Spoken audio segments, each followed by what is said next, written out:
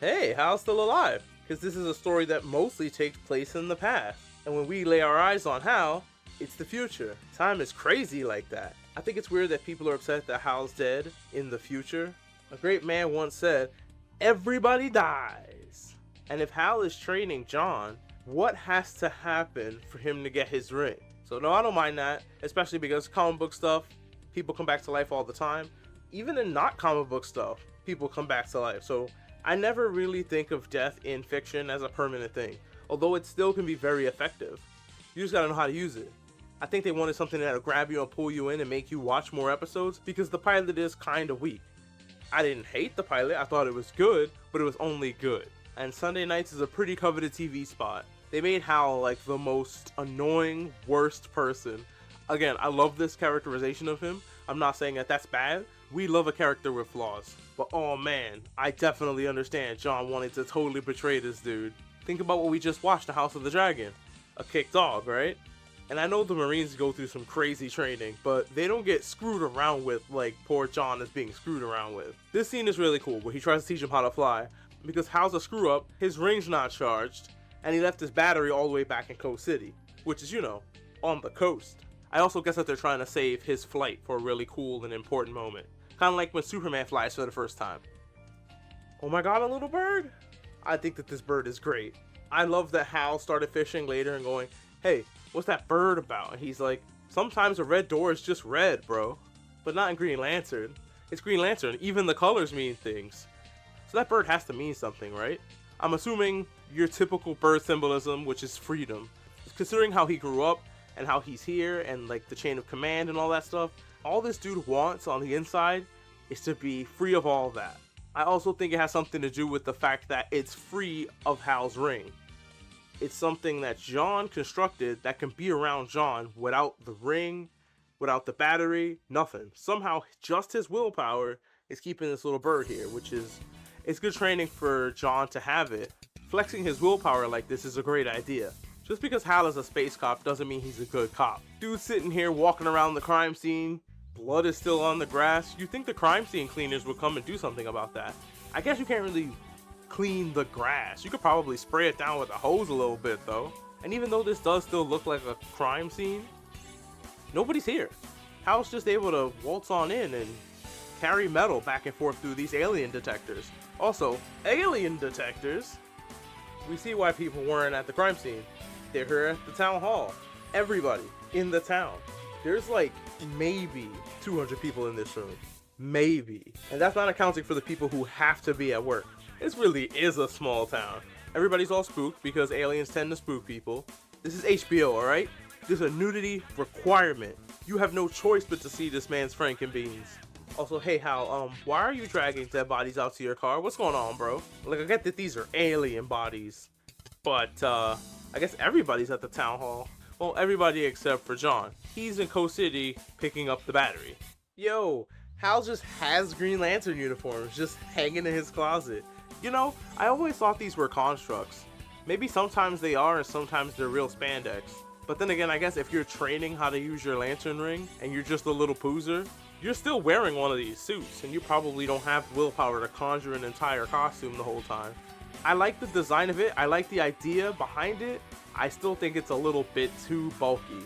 But then again, I really would rather these guys run around in spandex. I do like that it's not made out of that weird basketball material though, I hate that stuff. I also wish that the colors were more vibrant. I think this green is really dark. I think all they have to do to spruce up this costume is honestly just throw some color on it. I think the bulkiness would probably bother me less if it was more vibrant and super heroic. Also, Hal, where do you keep your domino masks?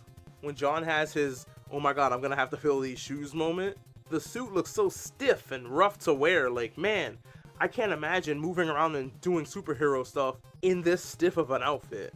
But I'm happy to see it. I'm happy we're spending some money and we're getting more superheroic. Because that was more DC's thing. Marvel's thing is the more grounded, down-to-earth stuff, and DC was always the big, colorful mythology. It's time to feed Earl. I love that Hal just has this space plant, because why wouldn't he have a space plant? I'm also happy that he keeps it in this enclosure so that there's less of a chance that it could contaminate all the plants on Earth with whatever alien mumbo jumbo it's got going on. Hal also mentions that being a Green Lantern doesn't pay well, which is insane because of all the ready to go fresh meat that he has in that fridge for this plant. Just for the plant. And I'm sure the tax on all that land is not cheap. I just think Hal means not enough for him. It also makes sense that the mansion is empty.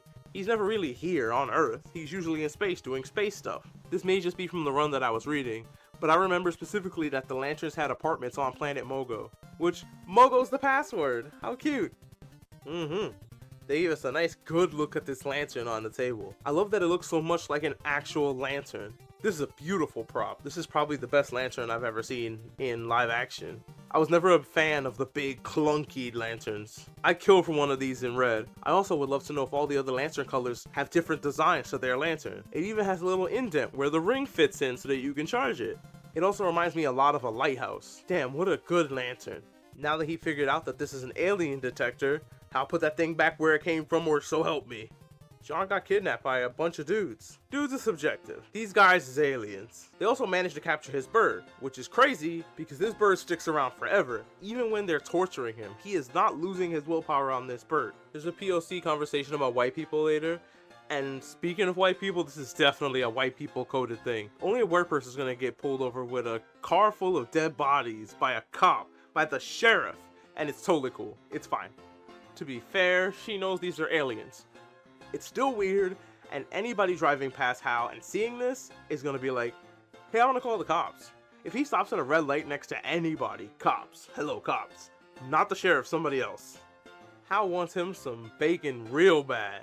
He has it bad for this sheriff, even to presumptuously ask, you got marriage problems? You and your husband not doing great in your marriage? Tell me more about your marriage and how it's not gonna be a thing soon, because I wanna slide up in there. He heard about the mom-in-law. He said, hey man, the people in this town are up for free love.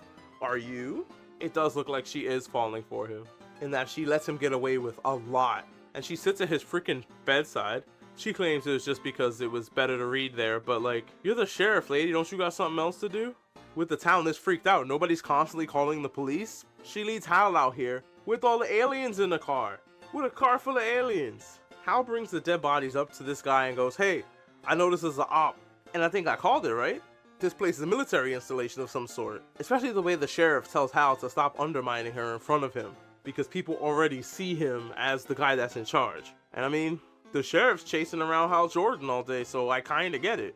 These guys, even though they're just kinda sitting on a farm, are at least planning to do something about the alien menace. Or I'm sure that's what they're telling everybody, because that's probably what all these guys with guns signed up to do.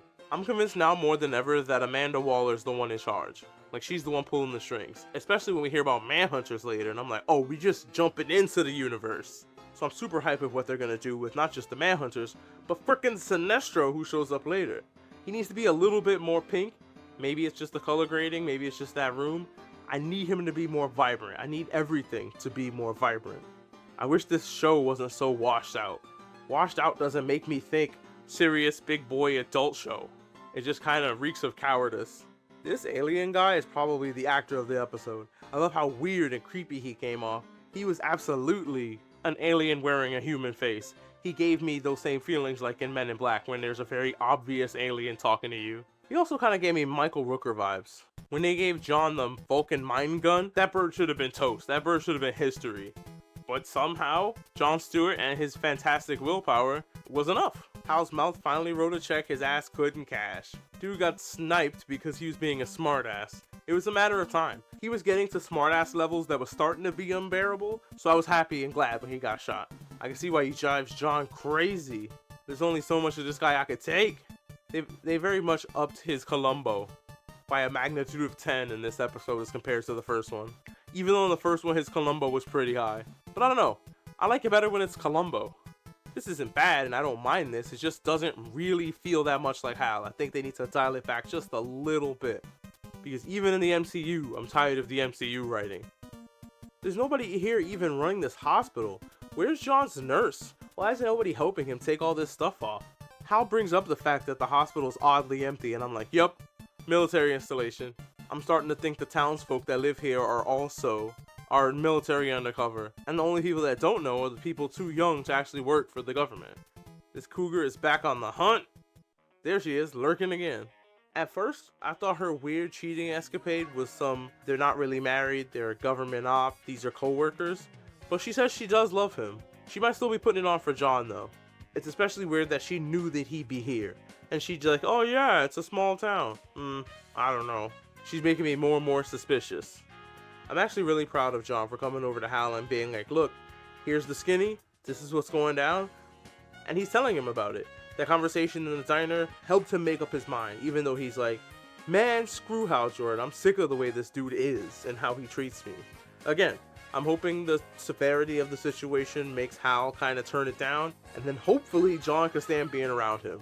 I'm not as straight-laced as John, dealing with somebody like this who's supposed to be teaching you, and is kind of just wasting your time to help build your character or whatever. That will wear on my nerves after a while. I would have beat his ass for leaving me in the desert the second time. John really does have the willpower needed to be a Green Lantern.